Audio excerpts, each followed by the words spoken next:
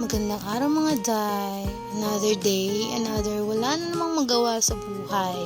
So ito na nga, samahan niyo ako magluto ng aking merienda for today's video. Binuksan ko na nga yung ref, kinuha ko na itong saging, and kukunin ko rin dyan ang aking pambansang sugar daddy. Char! Hindi ko nga alam kung ano yung merienda ko ngayong araw. So ayan, naisipan ko na lang magluto ng banana Q. Ang arte, parang ikaw, Charles. Hindi ko nga alam kung ba't ako sinipag ngayong araw at magluto ng memeriendahin ko.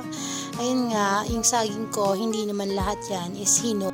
Kaya pinili ko lang yung pwede kong magamit.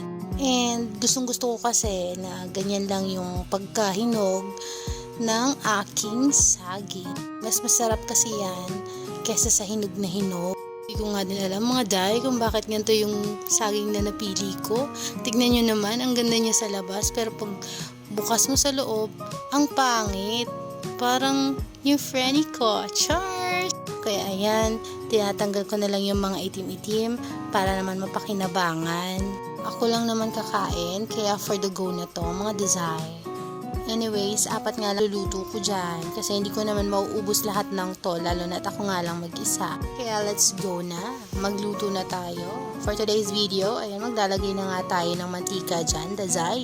Konting mantika lang kasi ipiprito muna natin ang ating mga saging. Okay, mas masarap kasi pag ganun mga dazay. Or should I say, ganun naman talaga yung ginagawa. Piniprito muna bago lagyan ng asukal. So, ayan na nga, inilagay ko na ang aking saging. O, lumangay muna kayo dyan mga beshi. Kasi kakain ko na kayo mamaya. Shoutout na nga rin pala sa mother ko na nagturo sa akin kung paano lutuin to mga dazay. Thank you ma, may bago na naman akong natutunan. Lalo na paboritong merienda ko nga tong banana Q. So, ayan na nga mga dazay, iwan muna natin yan para maluto ang kabilang side. Dito na nga lang muna ako at tatawagan ko nga muna ang aking asawa. Yun naman, ganito ang buhay ng mga LDR. Video call is live. At syempre, hindi lang naman kami yung ganito. Alam ko namang maraming makaka-relate sa ganitong sitwasyon ng buhay. Binalikan ko na nga rin pala tong niluto ko and guess what? Muntik pang masunog mga dazay. Babalik na rin na nga natin siya para yung kabila naman yung maluto. And this time, babantayan na talaga natin siya. But anyways, hindi naman siya sunog. Mas maganda nga yung ganyan, medyo crispy. And hinaan na nga rin natin yung apoy para talagang dahan-dahan siya maluto. As you can see, hindi naman talaga siya sunog. Ayan, OA lang talaga ako. Habang nag-aantay nga ako maluto ang aking saging, ayan, iinom muna ako ng aking tubig na may lemon. Turo nga din pala sa akin yan ni mama, kaya ayan, nakasanayan ko na mga beshi. Binalikan ko na nga rin pala tong saging natin and luto na siya.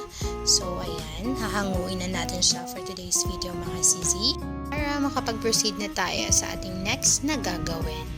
Babasan ko nga lang din pala dito yung mantika kasi nga napakadami niya beshi at konti lang naman ang ating lulutuin. So ayan na nga, ilalagay ko na tong ating sugar. Hindi ko na siya dinamihan kasi nga hindi naman ako mahilig sa matamis, kaya konti lang mga sis. Para lang may malasahan tayo. Ayoko naman na overcoated siya ng sugar kasi baka hindi ko na maubos, sayang naman. Ayan, antayin na natin siyang mag-melt at magkulay brown katulad nan para ready na natin mailagay ang ating mga saging. Pagkakasyahin na lang natin ang ating sugar dyan sa ating mga saging. Ayan, halo-halo lang tayo dyan mga sis hanggang sa mag-coat ang ating sugar sa ating saging. Ano raw? Ba't pa ulit? Kayo na bahala umintindi, problemahin ko pa kayo. Tapos na nga tayo dyan magluto. Ayan, na-coat naman na lahat. Pwede na siya, successful. Pwede na natin tong kainin. Let's go! So, ayan, imomodel muna natin siya kasi napaka-perfect ng pagkaluto niya, sis. Ayan, napakasarap. Mainggit kayo, please. Charles, wala na akong masabi. Bahala na kayo. Basta masarap at mauubos ko to. So, ano pa inaantay nyo? Magluto na rin kayo. Yun lamang po. Bye! See you in my next video. Yun, kung sipagin ulit ako. Bye-bye!